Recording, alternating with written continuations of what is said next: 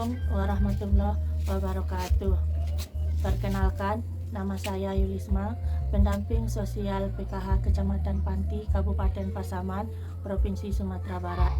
Pada video kali ini, saya akan membahas tentang modul 3 pencegahan dan penanganan stunting melalui pemenuhan kesejahteraan ibu hamil. Sesi 3 mendukung perawatan sehari-hari ibu hamil. Mendukung perawatan sehari-hari ibu hamil, ada 3 hal yang perlu diperhatikan. Yang pertama, gizi seimbang untuk ibu hamil. Yang kedua, menjaga kebersihan diri ibu hamil. Dan yang ketiga, mendukung kesehatan mental ibu hamil. Berikut cuplikan videonya. Assalamualaikum warahmatullahi wabarakatuh. Alhamdulillahirabbil alamin.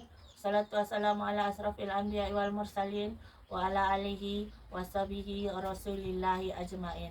Amma ba'du.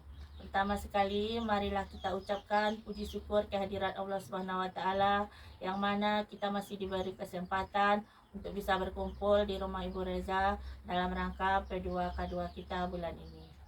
Salawat beriring salam, marilah kita ucapkan kepada junjungan Nabi besar kita, yakni Muhammad sallallahu alaihi wasallam, dengan lafaz pendek, Allahumma sholli ala Sayyidina Muhammad wa ala ali Sayyidina Muhammad. Ibu-ibu, bagaimana kabarnya hari ini? Sehat. Di sini apakah ada ibu-ibu yang hamil? Ada. Sudah berapa bulan, Bu? 6. 6. Ibu? 3. Mudah-mudahan diberikan kesehatan, diberikan kelancaran sampai waktu persalinan nanti. Baiklah ibu-ibu, sekarang kita akan membahas tentang modul 3 pencegahan dan penanganan stunting melalui pemenuhan kesejahteraan ibu hamil.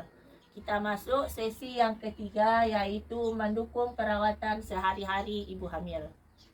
Di dalam mendukung perawatan sehari-hari ibu hamil, ada 3 hal yang harus kita perhatikan. Yang pertama, gizi seimbang untuk ibu hamil. Yang kedua, menjaga kebersihan diri ibu hamil. Dan yang ketiga, mendukung kesehatan mental ibu hamil. Baiklah, kita masuk saja kepada yang pertama, yaitu gizi seimbang untuk ibu hamil. Seperti yang sudah ada pada poster, dapat ibu-ibu lihat, yang mana ibu hamil itu gizinya harus terpenuhi. Yang pertama karbohidrat, yang kedua protein, 3 sayur mayur, yang keempat buah-buahan. Sumber karbohidrat yaitu berupa nasi, jagung, berupa nasi, jagung, umbi-umbian, sagu, dan juga kentang. Sedangkan sumber protein yaitu lauk pauk, bisa berupa daging, ayam, telur ayam, tahu, dan juga tempe. Untuk sayur mayurnya bisa ibu-ibu makan yaitu wortel, bayam, brokoli, dan lain-lain sebagainya. Sementara untuk buah-buahan bisa buah-buahan pepaya, alpukat, jeruk, dan lain-lain. Di samping isi piringku ini, karbohidrat, protein, sayur mayur, dan buah-buahan harus terpenuhi. Ibu hamil juga harus mengkonsumsi air mineral minimal 8 gelas 1 hari selama kehamilan. Ibu-ibu, pada saat kehamilan terjadi perubahan fisik dan juga hormon terhadap ibu-ibu yang lagi hamil. Bagi ibu-ibu yang hamil, terjadi perubahan fisik, yaitu mungkin saja perubahan pada bentuk tubuh, terjadi perubahan pada payudara, dan juga terjadi perubahan terhadap nafsu makan. Bisa saja mungkin ibu-ibu mengalami mual atau ibu-ibu mengalami muntah, tidak nafsu makan. Itu sering terjadi pada ibu yang sedang hamil. Pada saat hamil, kebutuhan zat-zat yang bergizi itu terjadi peningkatan. Seperti yang bisa ibu baca pada poster ini. Kemudian ibu-ibu hamil juga zat penting tersebut dibutuhkan oleh tubuh ibu-ibu hamil, seperti zat besi. Untuk memenuhi kebutuhan zat besi, ibu-ibu diharuskan mengkonsumsi tablet tambah darah atau TTD, diminum 1 kali sehari sebelum tidur. TTD ini bisa ibu-ibu dapatkan di puskesmas atau di posyandu. Nah, kemudian selain itu, selain dari pil TTD untuk memenuhi kesehatan gizi ibu hamil, bisa juga ibu-ibu mengkonsumsi susu bagi ibu hamil supaya gizi ibu hamil terpenuhi. Nah, itu mengenai gizi seimbang untuk ibu hamil. Yang kedua, kita masuk kepada menjaga kebersihan diri. Menjaga kebersihan diri selama ibu hamil ada 3 hal yang perlu diperhatikan. Yang pertama, mencuci tangan pakai sabun di air yang mengalir. Yang kedua, mandi dan gosok gigi 2 kali sehari. Dan yang ketiga, menjaga kebersihan payudara dan daerah kemaluan. Adapun manfaat dari menjaga kebersihan diri yaitu mengurangi kemungkinan adanya kuman yang masuk selama hamil. Yang kedua, ibu hamil bersih ketika melahirkan sehingga dapat mencegah infeksi saat persalinan dan juga masa nifas ibu-ibu. Dan yang ketiga, kebiasaan menjaga kebersihan diharapkan berkelanjutan. Artinya ibu-ibu sampai nanti ibu-ibu setelah melahirkan, ibu-ibu tetap menjaga kebersihan dalam perawatan bayi ibu-ibu tersebut.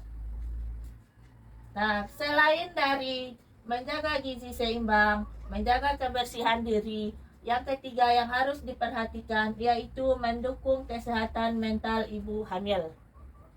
Selama ibu hamil, ibu-ibu mengalami banyak sekali perubahan, baik perubahan fisik maupun perubahan emosional. Perubahan fisik yang akan ibu-ibu rasakan atau yang terjadi pada ibu-ibu, mungkin perut ibu-ibu makin lama akan semakin membesar, badan ibu-ibu juga semakin lama semakin membesar, berat badannya akan naik, kemudian terjadi perubahan pada payudara, terjadi perubahan pada bentuk panggul, dan juga terjadi perubahan pola tidur. Ibu-ibu akan merasakan susah tidur karena perut semakin membesar. Nah, apa saja yang harus dilakukan atau dukungan apa saja yang bisa diberikan oleh suami dan juga keluarga? Yang pertama yaitu memastikan ibu hamil cukup tidur dan juga istirahatnya. Cukup tidur tersebut tidur malam 6-7 jam dalam sehari. Sementara untuk istirahat siangnya 1-2 jam setiap hari. Yang kedua, perubahan emosi. Suami atau keluarga perlu memperhatikan perubahan emosi pada ibu hamil. Misalnya saja ibu hamil merasa cemas untuk persalinan nanti. Jadi di sini diharapkan peran suami supaya ibu-ibu merasa tenang, merasa nyaman saat persalinan nanti. Dan yang ketiga, lebih banyak perhatian dan waktu bersama ibu hamil. Misalnya saja ketika makan, suami diharapkan bisa berperan aktif atau suami diharapkan bisa menemani ibu dalam makan makanan bergizi. Karena ibu yang hamil ini terkadang mengalami mual dan juga muntah karena sedang mengandung.